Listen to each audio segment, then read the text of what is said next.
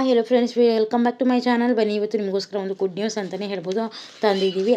ಅದು ಏನಪ್ಪ ಅಂದರೆ, ಎಲ್ಲ ತಂದೆ ತಾಯಿಗಳು ತಮ್ಮ ಮಕ್ಕಳನ್ನ ಯಾವುದೇ ಫೀಸ್ ಇಲ್ಲದೆ, ಶುಲ್ಕ ಇಲ್ಲದೆ ನಿಮಗೆ ಯಾವ ಥರ ಸ್ಕೂಲ್ ಬೇಕೋ ಆ ಸ್ಕೂಲಲ್ಲಿ ಓದಿಸ್ಬೋದಾಗಿದೆ. ಅದು ಹೇಗಪ್ಪ ಅಂದರೆ, ಸರ್ಕಾರಿ ಮತ್ತು ಪ್ರೈವೇಟ್ ಸ್ಕೂಲ್ಗಳಲ್ಲಿ ಯಾವುದೇ ಶುಲ್ಕವಿಲ್ಲದೆ ನಿಮ್ಮ ಮಕ್ಕಳನ್ನ ನೀವು ಓದಿಸ್ಬೇಕು ಅಂದ್ಕೊಂಡಿದ್ರೆ ಓದಿಸ್ಬಹುದು. ಹೇಗೆ ಅಂದರೆ, ರಾಜ್ಯ ಸರ್ಕಾರ ತಿಳಿಸಿದೆ ಈ ಯೋಜನೆ ಅಂದರೆ, ಈ ಒಂದು ಯೋಜನೆಯ ಅಡಿಯಲ್ಲಿ ನೀವು RTE ಈ ಯೋಜನೆ ಮೂಲಕ ನೀವು ಓದಿಸ್ಬೋದಾಗಿದೆ. RTE ಅಂದರೆ ರೈಟ್ ಟು ಎಜುಕೇಷನ್, ಅಂದರೆ ಮಕ್ಕಳ ಶಿಕ್ಷಣದ ಹಕ್ಕು. ಈ ಕಾಯ್ದೆಯ ಅಡಿಯಲ್ಲಿ ರಾಜ್ಯ ಸರ್ಕಾರ ಎಲ್ಲ ತಂದೆ ತಾಯಿಗಳು ತಮ್ಮ ಮಕ್ಕಳನ್ನ ಯಾವುದೇ ಪ್ರತಿಷ್ಠಿತ ಶಾಲೆಗಳಲ್ಲಿ ಅಥವಾ ಗೌರ್ಮೆಂಟ್ ಸ್ಕೂಲ್ಗಳಲ್ಲಿ ಯಾವುದೇ ಶುಲ್ಕವಿಲ್ಲದೆ ಶಾಲೆಗೆ ಸೇರಿಸಬಹುದಾಗಿದೆ.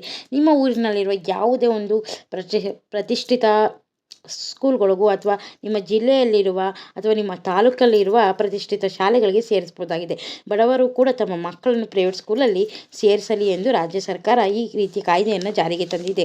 ಲಕ್ಷಾಂತರ ದುಡ್ಡು ಕೊಟ್ಟು ಪ್ರೈವೇಟ್ ಸ್ಕೂಲ್ಗಳಲ್ಲಿ ಸೇರಿಸಲು ಬಡವರಿಗೆ ಸಾಧ್ಯವಿಲ್ಲ ಎಂದು ಸರ್ಕಾರದಿಂದ ಎಲ್ಲ ಖಾಸಗಿ ಮತ್ತು ಅನುದಾನಿತ ಶಾಲೆಗಳಿಗೆ 25% ಸೀಟ್ಗಳನ್ನ RTE ಆನ್ಲೈನ್ ಮೂಲಕ ಅರ್ಜಿಯನ್ನು ಸಲ್ಲಿಸಿ ಬಡವರ ಮಕ್ಕಳು ಉಚಿತ ಶಿಕ್ಷಣವನ್ನು ಕೊಡಿಸಲಿ ಎಂದು ಈ ಕಾಯ್ದೆಯನ್ನು ಕಡ್ಡಾಯಗೊಳಿಸಿದ್ದಾರೆ. ಇದರ ಮೂಲಕ ಪ್ರತಿಯೊಬ್ಬ ಶಾಲೆಯಲ್ಲಿ ಬಡ ಮಕ್ಕಳಿಗೂ ಸರ್ಕಾರದಿಂದ 25% ಸೀಟ್ಗಳು ಕಡ್ಡಾಯಗೊಳಿಸಿದ್ದಾರೆ. ಹಾಗೂ ನಿಮ್ಮ ಅಕ್ಕಪಕ್ಕ ಇರುವ ಯಾವುದೇ ಒಂದು ಪ್ರತಿಷ್ಠಿತ ಆಂಗ್ಲ ಮಾಧ್ಯಮ ಆಗಿರ್ಬೋದು, ಕನ್ನಡ ಮಾಧ್ಯಮ ಆಗಿರ್ಬೋದು, ಅಂತಹ ಶಾಲೆಗಳಲ್ಲಿ ಓದಲು ಸರ್ಕಾರ RTE ಕಾಯ್ದೆ ಅಡಿಯಲ್ಲಿ ಉಚಿತ ಶಿಕ್ಷಣವನ್ನು ನೀಡ್ತಾ ಇದೆ. ಅದಕ್ಕೂ ಮೊದಲು ನೀವೇನಾದರೂ ನಮ್ಮ ಚಾನಲ್ನ ಲೈಕ್ ಮಾಡಿಲ್ಲ, ಶೇರ್ ಮಾಡಿಲ್ಲ ಅಂದರೆ ಪ್ಲೀಸ್ ಲೈಕ್ ಮಾಡಿ, ಶೇರ್ ಮಾಡಿ, ಹಾಗೆ ಸಬ್ಸ್ಕ್ರೈಬ್ ಮಾಡೋದನ್ನ ಮರಿಬೇಡಿ. ಹಾಗೆ ವಿಡಿಯೋನ ಕೊನೆಯವರೆಗೂ ನೋಡಿ.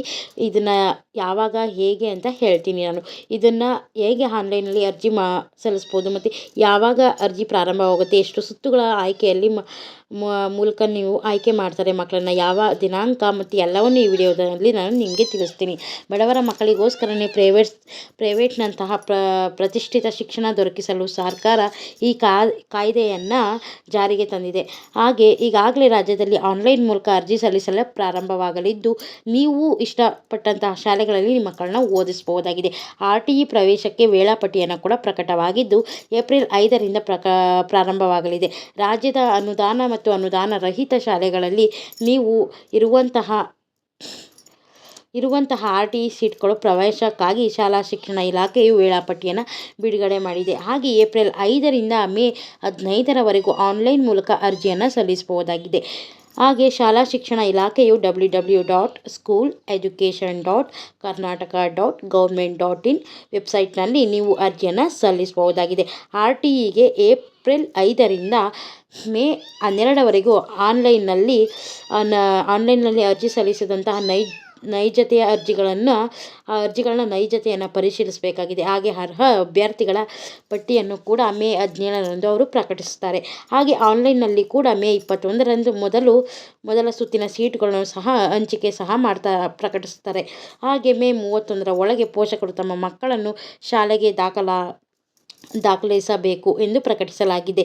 ರಾಜ್ಯದಲ್ಲಿ RTE ಕಾಯ್ದೆ ಜಾರಿ ಮಾಡಿ ಬಡವರ ಮಕ್ಕಳ ಪ್ರತಿಷ್ಠಿತ ಶಾಲೆಗಳಲ್ಲಿ ಓದುವ ಹಾಗೆ ಸರ್ಕಾರವು ಈ ಒಂದು ಕಾಯ್ದೆಯನ್ನು ಜಾರಿಗೆ ತಂದಿದ್ದು, ಇದರಿಂದ ಬಡವರ ಮಕ್ಕಳಿಗೆ ತುಂಬ ದೊಡ್ಡ ಸಹಾಯವಾಗಿದೆ ಎಂದು ಹೇಳಬಹುದಾಗಿದೆ. ಸರ್ಕಾರದ ಸಹಾಯದಿಂದ ಶಿಕ್ಷಣ ಪಡೆಯುವಂಥ ಒಂದು ಸವಲತ್ತನ್ನು ದೊರೆತಿದೆ ಅಂತಲೇ ಹೇಳ್ಬೋದು. ನಿಮಗೆ ಈ ಒಂದು ಕಾಯ್ದೆಯಿಂದ ಏನಾದರೂ ಉಪಯೋಗ ಆಗಿಲ್ವಾ ಅಥವಾ ನೀವು ಕೂಡ ಅರ್ಜಿ ಸಲ್ಲಿಸಬೇಕಾ ಅಂತ ಯೋಚನೆ ಮಾಡ್ತಿದ್ರೆ ಈ ಒಂದು ವೆಬ್ಸೈಟಲ್ಲಿ ಹೋಗಿ ಅರ್ಜಿ ಸಲ್ಲಿಸಿ. ನಿಮಗೆ ಈ ಒಂದು ಕಾಯ್ದೆಯ ಬಗ್ಗೆ ಏನು ಅನ್ನಿಸ್ತು ಅಂತ ಕೂಡ ನೀವು ಕಮೆಂಟ್ ಮೂಲಕ ನಮಗೆ ಕಮೆಂಟ್ ಮಾಡಿ ತಿಳಿಸ್ಬೋದು.